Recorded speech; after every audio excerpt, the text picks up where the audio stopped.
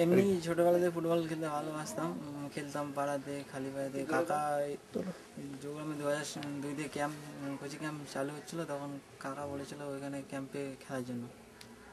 তখন দিয়ে ক্যাম্পে গিয়েছিলাম, ওইখানে প্র্যাকটিস করতাম যোগগ্রাম কোচিং সেন্টারে, এখনও করি। দিয়ে ওইখানে ক্যাম্পে প্র্যাকটিস করছি 4-5 বছর। ওইখান দিয়ে নার্সারি খেলেছি নর্থ-ইস্ট হয়ে। ওইখান থেকে দুর্গাপুরে মোহনবাগান একাডেমি আছে, একাডেমি ট্রায়াল দিয়েছিলাম, ট্রায়ালে সিলেকশন হয়েছিলাম। ওইখানে 3 বছর ছিলাম। ওইখান দিয়ে তারপরে সন্দীপ নন্দী চিরাগে নিয়ে এসেছিলো, ওইখানে চিরাগে 2 বছর খেলেছি।